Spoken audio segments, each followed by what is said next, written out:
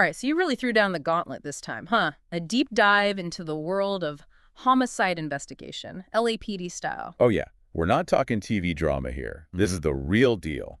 The actual LAPD Homicide Manual. Straight from the source, no sugarcoating, no Hollywood magic, just the nuts and bolts of how those real-life detectives crack cases. It's like a backstage pass to the world of crime scene investigation. The gritty details, the meticulous procedures, all laid out step by step. So we're going to be detectives for a day. Not exactly, but we'll definitely come away with a deeper understanding of how these investigations unfold, all the way from the moment those first responders arrive at a potential crime scene. Okay, so paint me a picture, sirens blaring, lights flashing, maybe a crowd of onlookers starting to gather. What happens next? Controlled chaos? And controlled is definitely the key word. The manual is crystal clear.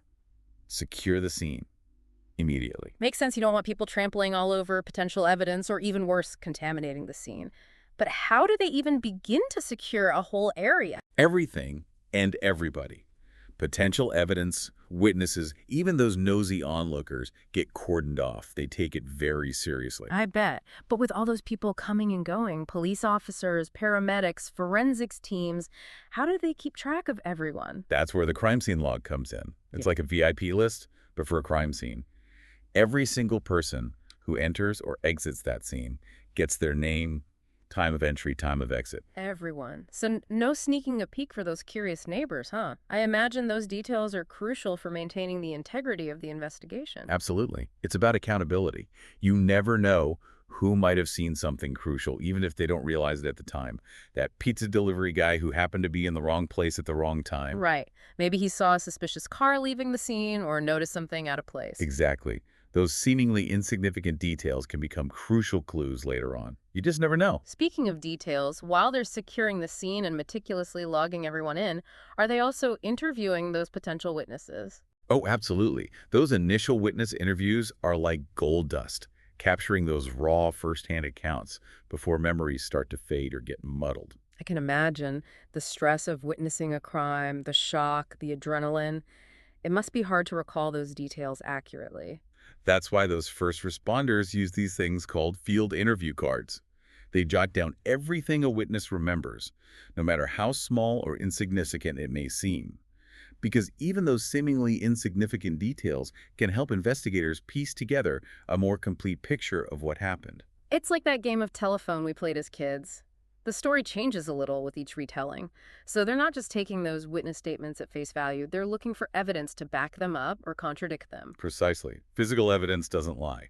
Speaking of evidence, there's one thing in the manual that really caught my attention. It says that first responders should treat every scene like a homicide until proven otherwise. Yeah, it might seem a bit extreme, but it makes sense when you think about it. I mean, even if it looks like an accident or a suicide. No matter what, by treating every scene as a potential homicide, they're ensuring that no potential evidence is overlooked or mishandled. No cutting corners, no matter how obvious the situation may seem. It's like putting on a hazmat suit. Even if you're not sure there's a toxic spill, better safe than sorry. But let's say it is a homicide. What are some of the things they're specifically looking for in those crucial first moments? Aside from, the obvious stuff. Well, they pay attention to everything. The lighting conditions at the scene, the weather, the temperature. Those seemingly mundane details can become surprisingly important later on. Really? I guess I never thought about how something like the weather could be relevant to a murder investigation, unless it's a super dramatic thunderstorm. Haha, no, not quite like that. But let's say the victim was found outside on a scorching summer day. Knowing the temperature could help investigators estimate the time of death more accurately, taking into account the body's decomposition rate. Or if it's a rainy night and they find no footprints leading to the scene, that raises some interesting questions. I'm starting to see how it all fits together. Every little detail helps to create a more complete picture. Okay, so the scene is secured, the witnesses are interviewed, the initial evidence is documented. What's next? Is that when the detectives take over? You got it. The stage is set, the curtain rises, and the detectives step in, ready to start their meticulous work. And let me tell you, their approach is a far cry from what we see in those crime dramas. Okay, so less gunslinging and more magnifying glass action. Exactly. These detectives are trained to be incredibly observant, meticulously combing through the scene for any trace of evidence, no matter how small. So they're not just looking for the obvious stuff like a bloody knife or a gun lying around. It's about noticing what's there, but also what's missing. And sometimes it's those seemingly insignificant details that can be the most revealing. Remember that Sherlock Holmes quote about the dog that didn't bark? Sometimes it's the absence of something that tells the real story, but what kind of insignificant details are we talking about here? Give me an example. Let's say they find a damp towel in an otherwise dry bathroom, or a clock stopped at a very specific time, or even something as mundane as the thermostat setting. Okay, I'm intrigued. How could a thermostat setting be a clue? Well, imagine this. The victim is found in their bedroom, and the thermostat is cranked up to an unusually high temperature. Could that be a deliberate attempt to speed up decomposition? To mess with the time of death estimation? Wow, that's pretty devious. I guess you really do have to think like a criminal to catch one. So the detectives are in charge, but they're not working solo, right? Of course not. They're working closely with the criminalists, the real-life CSI experts, especially when it comes to collecting and documenting evidence. I bet that collaboration is essential. One wrong move, one contaminated sample, and that evidence could be inadmissible in court. You got it. It's a carefully choreographed dance between observation, scientific method, and legal procedure. So nothing gets touched without a plan, and everything is meticulously documented. You bet. We'll delve deeper into that fascinating world of evidence collection and analysis next time. I can't wait. It's amazing how much we've already uncovered just by scratching the surface of this manual. We've only just begun. There's a whole world of investigative techniques and forensic science waiting to be explored. Stay tuned for more of our deep dive. See you next time. All right, so we've laid the groundwork, walked through those initial steps at a crime scene, talked about the importance of evidence, but I have a feeling things are about to get even more interesting. What other investigative tricks does the LAPD have up their sleeve? Well, this is where we dive deeper into the world of forensic science. All those specialized tools and techniques that help investigators connect those seemingly invisible dots. You know, I always thought solving a murder was all about finding that one smoking gun, literally. But it seems like it's a lot more nuanced than that. Oh, absolutely. It's about seeing the bigger picture, connecting those seemingly random dots. And sometimes it's about understanding the evidence that's not there. Okay, now that sounds intriguing, but also a little cryptic. Can you give me an example? Sure. Let's talk about wounds. The manual goes into great detail about analyzing different types of wounds, Right. and for good reason. Well, yeah, a stab wound versus a gunshot wound tells you a lot about the weapon used. Right, but it goes deeper than that. Analyzing the characteristics of a wound, the size, the depth, the angle, can actually tell you a lot more. Like what? Like the amount of force used, the position of the victim and the attacker, even whether the attack was personal or detached. Detached, you mean like whether the killer was emotionally involved or just doing a job? Exactly. A crime of passion might involve multiple frenzied stab wounds, while a calculated hit might be a single, precise gunshot. So it's like reading the story of the crime etched onto the victim's body. Fascinating, but also a little morbid. Definitely not for the faint of heart, Mm-hmm. but incredibly valuable for investigators trying to reconstruct the scene. And speaking of reconstructing the scene, I know the manual also talks about determining the time of death. Didn't we already touch on that? We did, but I'm guessing it's such a crucial piece of the puzzle that it's worth revisiting. Absolutely. Accurately estimating the time of death can make or break an alibi, put a suspect at the scene, or even rule out potential suspects entirely. Right, you mentioned things like rigor mortis and body temperature being key factors, but the manual also talks about environmental factors playing a role. What does that mean? Well, think about it.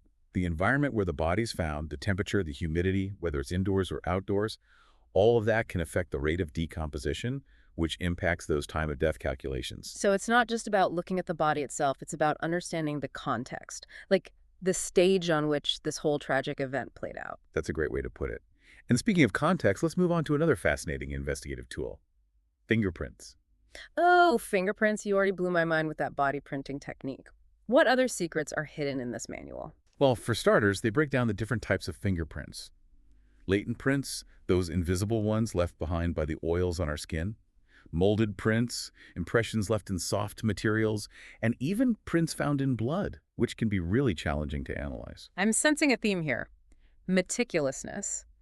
Every step of this process, it's about those tiny details.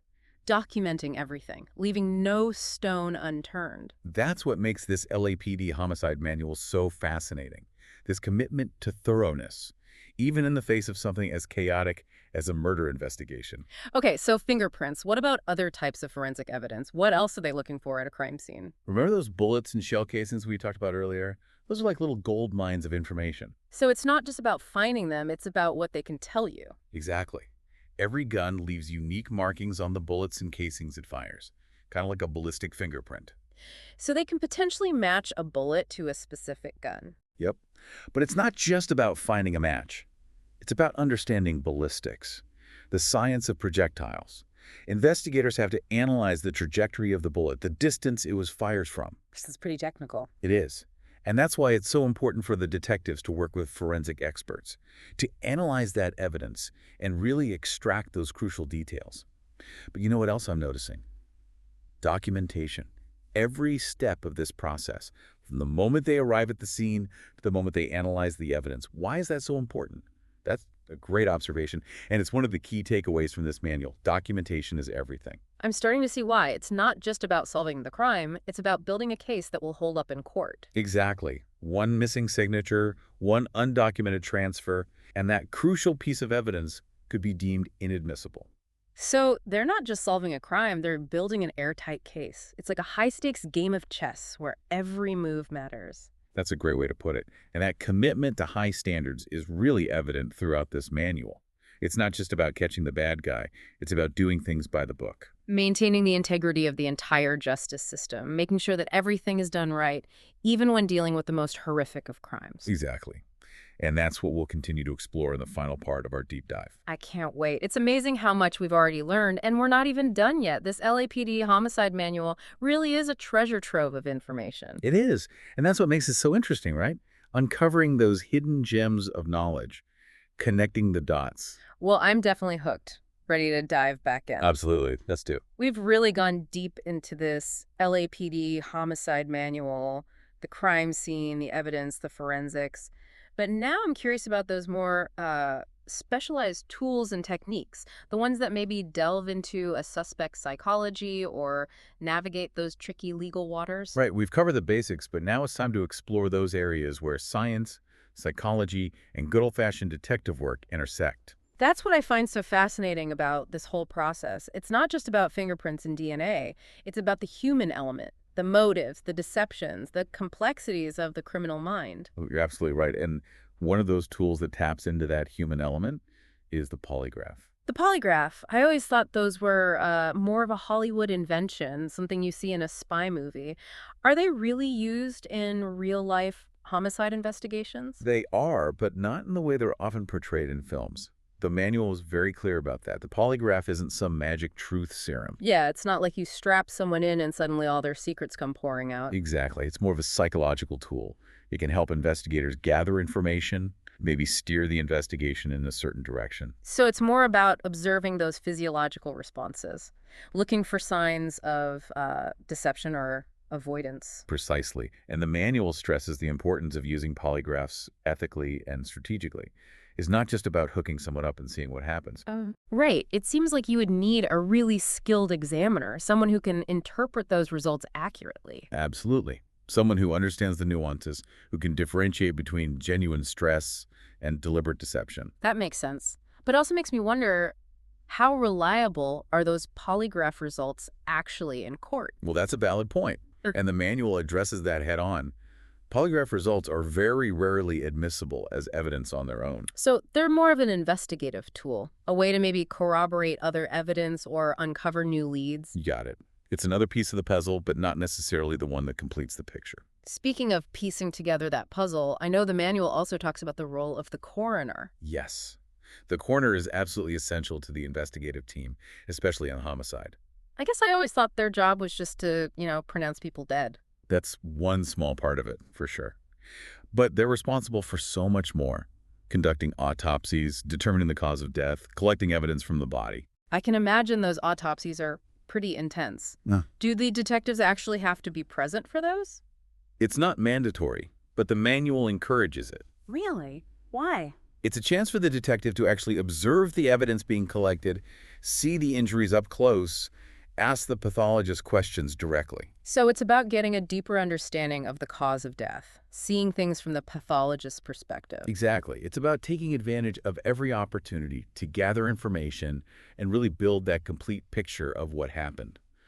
And speaking of expanding their understanding, sometimes these investigations require them to think beyond their usual jurisdiction. Right. Those cross-border cases where maybe the victim or the suspect is a Mexican citizen, I imagine those can get pretty complicated. They absolutely do, working with Mexican authorities, navigating international laws, sometimes even traveling to Mexico to gather evidence or interview witnesses. So it's not just about knowing the LAPD procedures, it's about understanding the Mexican legal system as well. You got it. And the manual emphasizes the importance of building those relationships with Mexican law enforcement. It's a good reminder that crime doesn't respect borders, and neither should effective law enforcement. But let's bring it back to Los Angeles for a second. There's one issue that's been a real challenge here: gang violence. I can only imagine those gang-related homicides present their own unique obstacles. Absolutely. Gang dynamics can really complicate these investigations. I bet those interviews can be particularly difficult. You're not just dealing with individuals, you're dealing with this whole code of silence. Exactly. And the manual goes into detail about how to navigate that. Understanding gang culture, building rapport, applying pressure strategically. It's a delicate balance. Sounds like it takes a certain kind of detective to work those cases. Someone who's tough, but also compassionate. Right. And through it all, those same core principles apply: meticulousness, documentation, ethical conduct. It's fascinating to see how those principles are woven through every aspect of this manual, from a simple break-in to a complex gang-related homicide. It's not just a set of rules, it's a philosophy, a way of approaching these investigations with professionalism and integrity. This deep dive has really been eye-opening. It's given me a whole new appreciation for the complexities of homicide investigation, the dedication of everyone involved. It is a difficult job, dealing with the worst of humanity. But those investigators, they never lose sight of those core principles. And sometimes all it takes is one tiny detail, one seemingly insignificant clue to break a case wide open. You never know what might be the key. That's a great point to end on. So, to our listener out there, the next time you're out in the world, take a moment to really look around. What do you see? What details catch your eye? What story are those details trying to tell? You never know, you might just uncover something extraordinary. That's all the time we have for today's deep dive. But the exploration doesn't end here. Keep asking questions, stay curious, and never underestimate the power of observation. Until next time.